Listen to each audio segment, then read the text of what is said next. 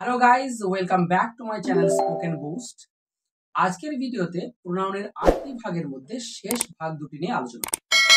যে দুটি ভাগ হলো ইন্টারোগেটিভ প্রোনাউন এবং ডিস্ট্রিবিউটিভ প্রোনাউন। তো ভিডিওটা প্রথম থেকে শেষ পর্যন্ত না টেনে দেখে যাও। ওকে, লেটস গো। প্রথমে যেটা নিয়ে আলোচনা হবে, যে ভাগটা নিয়ে প্রোনাউনের যে ভাগটা নিয়ে আলোচনা হবে সেটি হলো interrogative pronoun. What is interrogative pronoun? Interrogative প্রোনাউনটা কি? An interrogative pronoun is a pronoun which is used at the beginning of an interrogative sentence and forms a question. অর্থাৎ an interrogative pronoun is হয় a pronoun, একটি pronoun which is used, যেটি ব্যবহৃত হয় at the beginning, শুরুতে, at the beginning of an interrogative sentence। অর্থাৎ interrogative sentence অর্থাৎ প্রশ্নবোধক বাক্যের beginning অর্থাৎ শুরুতে ব্যবহৃত হয় and forms a question, এবং একটা প্রশ্ন গঠন করে।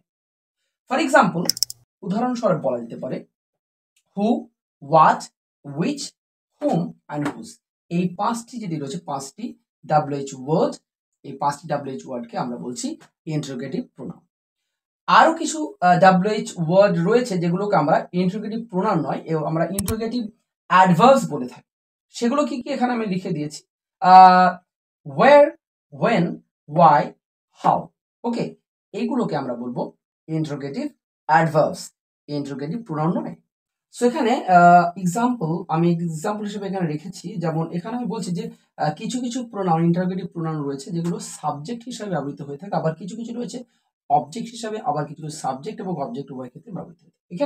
আমি এখানে একটা এক্সাম্পল যেটা লিখেছি, who is your best friend, অর্থাৎ কে তোমার সব থেকে ভালো বন্ধু, বেস্ট ফ্রেন্ড। তাহলে এখানে who, somebody, someone is my best friend. So এখানে যে সাবজেক্ট পেয়েছে, কিন্তু এখানে হুটা সাবজেক্ট অনুসারে ব্যবহৃত হচ্ছে, সাবজেক্ট হিসাবে।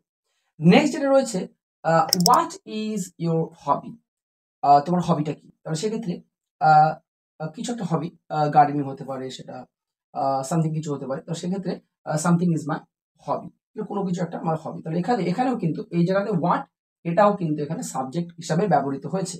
নেক্সট যে সেন্টেন্সটা রয়েছে সেটা হচ্ছে কি না, what does he want here, অর্থাৎ সে এখানে কি চায়, কি চায় না, এখানে সামথিং কিছু চায়, তাহলে হি ওয়ান্টস সামথিং হিয়ার, সে কোনো কিছু একটা চায়। তো এখানে কিন্তু যে সামথিং বললাম, তাহলে এখানে কিন্তু অবজেক্ট প্লেসে কিন্তু এটা ব্যবহৃত হচ্ছে, অবজেক্ট হিসাবে এই ওয়ার্ডটা কিন্তু ব্যবহৃত হচ্ছে। নেক্সট প্রোনাউনটি রয়েছে, অর্থাৎ লাস্ট যে প্রোনাউনের যে ভাগটি রয়েছে লাস্ট, সেটা হলো ডিস্ট্রিবিউটিভ প্রোনাউন। অর্থাৎ লাস্ট ভাগটা হচ্ছে ডিস্ট্রিবিউটিভ প্রোনাউন। সেটা কি? Distributive pronoun is a pronoun that refers to persons or things one at a time. অর্থাৎ কি বলছে না, আর ডিস্ট্রিবিউটিভ প্রোনাউন, একটা ডিস্ট্রিবিউটিভ প্রোনাউন হলো ইজ আ প্রোনাউন, এমন একটি pronoun that refers to persons or things one at a time. অর্থাৎ কোনো ব্যক্তি বা বস্তু সমগ্রকে না বুঝিয়ে পৃথক পৃথকভাবে বোঝানো হবে। অর্থাৎ কোনো ব্যক্তি বা বস্তুদের না বুঝিয়ে, একসঙ্গে সবাইকে না বুঝিয়ে কোনো পৃথক পৃথকভাবে বোঝানো হবে, সেটাকে বলা হচ্ছে, সেই প্রোনাউনকে বলা হচ্ছে ডিস্ট্রিবিউটিভ প্রোনাউন। আমরা এক্সাম্পলের মাধ্যমে এটা আরো ক্লিয়ার করে বোঝানোর চেষ্টা করি।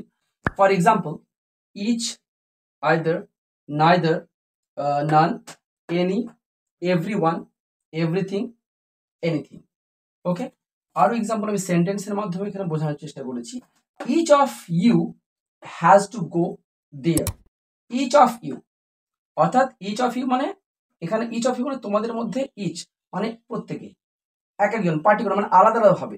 কি হবে? হ্যাজ টু গো দেয়ার, সেখানে কিন্তু যেতে হবে। One of us was going playground, আমাদের মধ্যে কেউই কিন্তু খেলার মাঠে যায়নি। অর্থাৎ ডিস্ট্রিবিউটিভ প্রোনাউনের মধ্যে এখানে যে ইচ, ইদার, নাইদার, এগুলো, এই যে এক্সাম্পলগুলো দেওয়া হয়েছে, এর মাধ্যমে বোঝা গেল যে সকলকে একসঙ্গে না বুঝিয়ে পৃথক পৃথকভাবে বোঝানো হচ্ছে।